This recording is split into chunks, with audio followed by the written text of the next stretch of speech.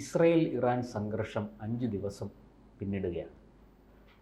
ഏതാണ്ട് ഇറാനിൻ്റെ തലസ്ഥാനം ടെഹ്റാൻ തകർത്തു കഴിഞ്ഞു ഇസ്രായേൽ.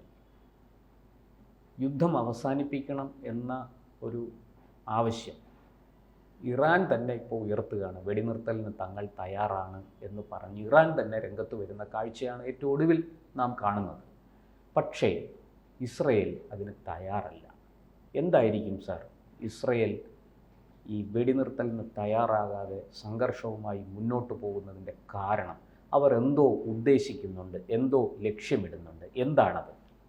ഇതിപ്പം ആളപായം കുറച്ചുകൊണ്ടുള്ള നീക്കമാണ് ഇസ്രയേൽ നടത്തിക്കൊണ്ടിരിക്കുന്നത്. അതെ, ആളപായം ഇസ്രയേലിൻ്റെ ഭാഗത്ത് വളരെ കുറവാണ്. കാരണം ഈ ടെഹ്റാനിൽ നിന്നൊക്കെ ഒഴിയണം എന്ന് ആവശ്യപ്പെട്ടു. അതെ, കാരണം അവിടെ തീർക്കും അല്ലേ, അവിടുത്തെ ഒരു ഇൻഫ്രാസ്ട്രക്ചർ, അടിസ്ഥാന സൗകര്യങ്ങൾ അവിടെ അവരുണ്ടാക്കിയിരിക്കുന്നത് മുഴുവനും നശിപ്പിക്കുമെന്നാണ്. ഇപ്പോൾ കഴിഞ്ഞ ദിവസം നമ്മൾ കണ്ടൊരു ദൃശ്യം, ഈ ടെഹ്റാനിൽ ശക്തമായ മിസൈൽ ആക്രമണത്തെ തുടർന്ന് ഈ പൈപ്പുകളിലൂടെ ജലം വിതരണമുണ്ടല്ലോ, ആ പൈപ്പുകൾ തകർത്തിട്ട് ജലം വലിയ രീതിയിൽ പുറത്തേക്ക് വരുന്ന കാഴ്ചയാണ് നമ്മൾ കണ്ടത്. അതൊക്കെ ഈ ജനജീവിതത്തെ ദുസ്സഹമാക്കുന്നതാണ്. കുടിവെള്ളമില്ലാതെ മനുഷ്യർ എത്ര സമയം പിടിച്ചു നിൽക്കാനാകും? അപ്പോൾ അത്തരത്തിലുള്ള വലിയ വലിയ ആസൂത്രിതമായ നീക്കങ്ങളാണ് ഇസ്രായേൽ നടത്തിക്കൊണ്ടിരിക്കുന്നത്. അതുപോലെ ഏറ്റവും പ്രധാനപ്പെട്ട ഒരു കാര്യം, ഇറാൻ്റെ ദേശീയ TV കേന്ദ്രം, ടെലിവിഷൻ കേന്ദ്രം, ഔദ്യോഗിക ടെലിവിഷൻ കേന്ദ്രമാണ്, സ്വകാര്യ ചാനൽ അല്ല. അപ്പോൾ അതിൻ്റെ അർത്ഥം രാജ്യം പിടിച്ചടക്കി എന്ന് വേണമെങ്കിൽ പറയാം.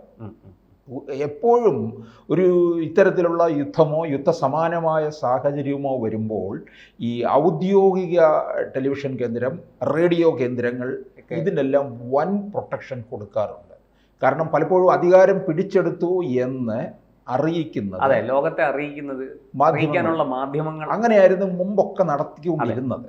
അപ്പം നമുക്കറിയാം, ഇവിടെ നമ്മുടെ രാജ്യത്തിന് എന്തെങ്കിലും ഒരു ചെറിയ പ്രശ്നം ഉണ്ടായാൽ പോലും നമ്മുടെ സർക്കാരിൻ്റെ ഔദ്യോഗിക ചാനലായ ദൂരദർശനും ഓൾ ഇന്ത്യ റേഡിയോയിലും ഒക്കെ വളരെ സുരക്ഷ ഏർപ്പെടുത്താറുണ്ട്. അപ്പോൾ ഇത് തത്സമയ സംപ്രേഷണം നടന്നുകൊണ്ടിരുന്നതിനിടയ്ക്കാണ് അവിടെ bomb IRIB, Islamic republic of Iran broadcasting, അതിൻ്റെ ആസ്ഥാനമാണ്. അതാണ് ഇന്നിപ്പം പത്രങ്ങളിലൊക്കെ കണ്ടില്ലേ, അതിൻ്റെ തകർന്ന തരിപ്പണമായി കിടക്കുന്നതിൻ്റെ ചിത്രമാണ് കാണുന്നത്. മാത്രമല്ല അവിടെ വലിയ തീപിടുത്തമൊക്കെ ഉണ്ടായിട്ടുണ്ട്. ഈ ഒരു മാധ്യമ പ്രവർത്തക ഇസ്രായേലിന്റെ ആക്രമണത്തിനെതിരെ രൂക്ഷമായി വിമർശിച്ചുകൊണ്ട് ഇങ്ങനെ സംസാരിച്ചുകൊണ്ടിരിക്കുമ്പോഴാണ് അവിടെ വലിയൊരു പൊട്ടിത്തെറിയും ഒരു ഇടിവെട്ടുന്ന ശബ്ദമൊക്കെ കേട്ടത്. അവരെണീറ്റ് ഓടുന്ന ആ ദൃശ്യം നമുക്ക് കാണാം. ഒരല്പസമയം കഴിഞ്ഞവർ ഈ ലൈവ് പുനരാരംഭിച്ചു. നേരിട്ടുള്ള സംപ്രേഷണം അവർ പുനരാരംഭിച്ചെങ്കിലും ബോധ്യപ്പെടുത്താൻ വേണ്ടിയാണ് ഇറാൻ ജനതയെ. അതെ, പക്ഷെ അത് വലിയ നാശനഷ്ടങ്ങളാണ് അതിന് നേരിട്ടിരിക്കുന്നത്.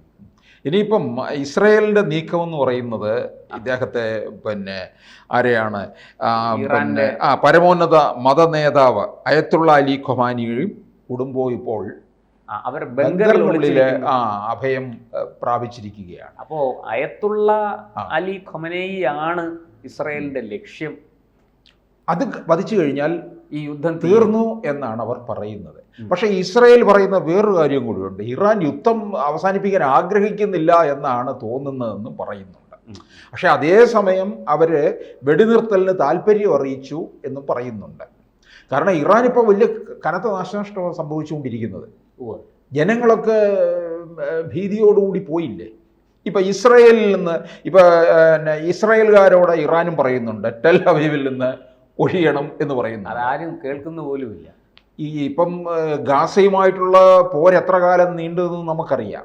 അവിടെ ആ സമയത്ത് ഇസ്രായേലിലെ ജനത സുരക്ഷിതരായിരുന്നു.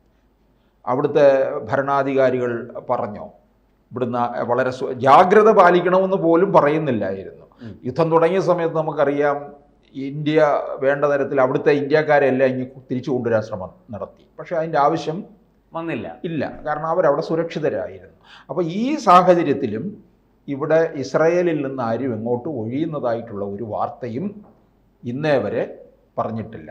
അപ്പോൾ ഇസ്രായേൽകാരോട് ഇറാൻ ടെഹ്റാനിൽ നിന്ന് ഒഴിയുക, അതുപോലെ ടെഹ്റാന് അവിടുത്തെ ഉണ്ടാക്കിയിട്ടുള്ള നാശവും ഒക്കെ കൃത്യമായിട്ട് പറഞ്ഞിട്ടുണ്ട്. എന്ന് പറഞ്ഞാൽ ടെഹ്റാനിൽ നിന്ന് ആൾക്കാർ കൂട്ടത്തോടെ ഒഴിഞ്ഞു പോകുന്ന ദൃശ്യങ്ങൾ പുറത്തു വന്നു. കാറിൽ ഇങ്ങനെ അതെ, കാറുകൾ ഇങ്ങനെ നഗരം വിട്ട് പുറത്തേക്ക് ഒഴുകിക്കൊണ്ടിരിക്കുക, ഗ്രാമങ്ങളിലേക്കും ഉൾനാടുകളിലേക്കും ആൾക്കാർ കാറുകളിൽ രക്ഷപ്പെടുകയാണ്. ആ ദൃശ്യങ്ങൾ ഇപ്പോൾ 2 ദിവസമായിട്ട് അത് ലോക മാധ്യമങ്ങളെല്ലാം കാണിക്കുന്നുണ്ട്. അതുപോലെ തന്നെ സാർ, ഈ ടെൽ അവീവിൽ അടക്കം ഇസ്രയേലിൻ്റെ വ്യോമാതിർത്തി ലംഘിച്ച് മിസൈലുകൾ വരികയും അത് ആകാശത്ത് വെച്ച് തന്നെ കത്തി ചാരമാവുകയും ചെയ്യുന്ന ദൃശ്യങ്ങളും അതിങ്ങനെ നമ്മൾ ഈ തൃശ്ശൂർ പൂരത്തിന് വെടിക്കെട്ട് സംഭവിക്കുന്നത് പോലെ സംഭവിച്ചുകൊണ്ടിരിക്കുകയാണ്.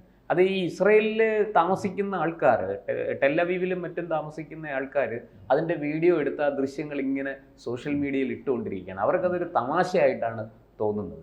ഒരു 100 മിസൈൽ അയക്കുമ്പോൾ ഒരെണ്ണമൊക്കെയാണ് എവിടെയെങ്കിലും വീഴുന്നത്, ബാക്കി 99 എണ്ണത്തിനെ നശിപ്പിക്കാൻ അവർക്ക് പറ്റുന്നുണ്ട് എന്നുള്ളത് അതൊരു എടുത്തു പറയേണ്ട കാര്യം. അതുപോലെ ഈ ഇസ്രായേൽ പറഞ്ഞ ഉടൻ തന്നെ ഇറാൻകാരൊക്കെ അല്ലേ ടെഹ്റാനിൽ നിന്ന് കൂട്ടത്തോടെ, ഈ ശരിക്കും ഇറാനിലെ ജനങ്ങൾ യുദ്ധം ആഗ്രഹിക്കുന്നില്ല, അവർ ഇസ്രായേലിനോടൊരു സംഘർഷത്തിന് പോകാൻ താല്പര്യപ്പെടുന്നില്ല.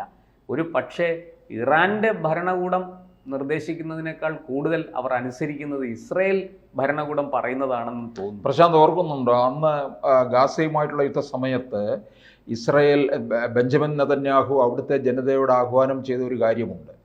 നിങ്ങൾ പിന്നെ സ്വാതന്ത്ര്യം കാക്ഷിക്കുന്നവരല്ലേ, പ്രത്യേകിച്ച് സ്ത്രീകളോടായിട്ടാണ് അദ്ദേഹം പറഞ്ഞത് അല്ലേ, നിങ്ങൾ അതിനുവേണ്ടി പലതരത്തിലും അവിടെ പോരാടുന്നുണ്ട്, നിങ്ങൾ ആ പോരാട്ടം തുടരുക, നിങ്ങളെ ഞങ്ങൾ സംരക്ഷിക്കാം എന്നുള്ള രീതിയിലൊരു പ്രസ്താവന വന്നു എന്നുള്ളത്. 2024 ഒക്ടോബർ അവസാനമാണ് അദ്ദേഹം ഒരു വീഡിയോയിലൂടെ ഈ കാര്യം പങ്കുവയ്ക്കുന്നത്. അതന്ന് വൈറലായി, അത് വലിയ രീതിയിൽ ലോകമെമ്പാടും അത് പ്രചരിപ്പിക്കപ്പെട്ടു. നമ്മളൊക്കെ അന്ന് തന്നെ ചർച്ച ചെയ്തതാണ്. അദ്ദേഹം പറയുന്നത് ഇറാനിലെ ഒരു മതഭരണകൂടമാണ് നിങ്ങളെ അടിച്ചമർത്തുന്ന, നിങ്ങളുടെ സ്വാതന്ത്ര്യം ഹനിക്കുന്ന, നിങ്ങളെ അധോഗതിയിലേക്ക്, പുരോഗതിയിലേക്കല്ല അധോഗതിയിലേക്ക് നയിക്കുന്ന ഒരു ശരിയ ഭരണകൂടമാണ് അവിടെ ഉള്ളത്. വസ്ത്ര സ്വാതന്ത്ര്യമില്ല, ഭക്ഷണ സ്വാതന്ത്ര്യമില്ല, കലാവിഷ്കാര സ്വാതന്ത്ര്യമില്ല, ഇതൊന്നുമില്ല. അപ്പോൾ ആ ഭരണകൂടത്തെ ഞങ്ങൾ ഇല്ലാതാക്കും, ഞങ്ങൾ അതിനെ നശിപ്പിക്കും, ഞങ്ങൾക്ക് നിങ്ങളോട് ഒരു വിരോധവുമില്ല, അതുകൊണ്ട് നിങ്ങൾ പരമാവധി ഇതിൽ നിന്ന് അകന്നു നിൽക്കണം, നിങ്ങളെ ഞങ്ങൾ ഉപദ്രവിക്കില്ല, പകരം അവിടെ സ്വാതന്ത്ര്യവും ജനാധിപത്യവും പുനഃസ്ഥാപിക്കും എന്നാണ് നെതന്യാഹു എന്ന് പറഞ്ഞത്. അത് വലിയ രീതിയിൽ അത് ലോകം മുഴുവനും ചർച്ചയാകുകയും ചെയ്യും. അല്ല, ഇറാന് ഇങ്ങനെ ആവശ്യപ്പെടുമ്പോൾ ടെഹ്റാനിൽ നിന്ന് കൂട്ടത്തോടെ പലായനം ചെയ്യുന്നത് ആരെയും അതിശയിപ്പിക്കുന്ന ഒരു കാര്യമാണ്. കാരണം അത്ര അനുസരണയോടുകൂടി കാര്യങ്ങൾ അങ്ങ് ചെയ്തു തീർക്കുകയാണ്. ഇറാന്റെ ഫത്വ ഇസ്രായേലി ജനത തള്ളിക്കളയുന്നു, പക്ഷേ ഇസ്രായേലിന്റെ മുന്നറിയിപ്പ് ഇറാൻ ജനത അക്ഷരാർത്ഥത്തിൽ സ്വീകരിക്കുന്നു എന്നുള്ളതാണ് അവിടെ നമ്മൾ കാണുന്നൊരു വൈരുദ്ധ്യം. എന്തായാലും ഈ പറയുന്നത് പോലെ അയത്തുള്ള അലി ഖമനേയിയാണ് ലക്ഷ്യമെങ്കിൽ വധിച്ചു കഴിഞ്ഞാൽ ആ ലക്ഷ്യം സാധിക്കാതെ ഇസ്രായേൽ പിന്മാറും എന്ന് എനിക്ക് തോന്നുന്നില്ല. പക്ഷേ അത് പിന്നെ ബംഗറിനുള്ളിലും മറ്റുമൊക്കെ അഭയം പ്രാപിച്ചിരിക്കുന്നത് കാര്യമില്ല സാർ. നേരത്തെ ഹനിയയും ബംഗറിനുള്ളിൽ ഒളിച്ചിരുന്നതാണ്, പക്ഷെ അവിടെ ചെന്നാണ് ഒരു ഡ്രോൺ ഹനിയെ. പക്ഷെ അതിങ്ങനെ നീണ്ടുപോകും തോറും ഇറാൻ ഇല്ലാതായിക്കൊണ്ടിരിക്കുന്നു എന്ന് വേണം പറയാൻ. കാരണം പ്രധാനപ്പെട്ട നഗരങ്ങളെല്ലാം വലിയ നാശത്തിലേക്കാണ് ഇറാനെ തള്ളി വിട്ടിരിക്കുന്നത്. ഞാൻ നേരത്തെ പറഞ്ഞതുപോലെ ആളപായ ഒന്നും തന്നെ അത്രയും അല്ല, ആളപായം ഇറാനിൽ വളരെ കൂടുതലാണ്. ഏതാണ്ട് 400ഓളം പേർ അവിടെ മരിച്ചു. അല്ല, ഈ ഇവരുടെ ശക്തമായ ആക്രമണത്തിൽ അത്രയും അല്ല സംഭവിക്കേണ്ടത് ശരിക്കും പറഞ്ഞു കഴിഞ്ഞാൽ. അതെ, അത് വെച്ച് നോക്കുമ്പോൾ അളവായം കുറവായിട്ടാണ് തോന്നുന്നത്. കൂടുതൽ വാർത്തകളും വിശേഷങ്ങളും നിങ്ങളിലേക്ക് എത്താൻ ABC മലയാളം സബ്സ്ക്രൈബ് ചെയ്യുക, ബെൽ ബട്ടണും അമർത്തുക.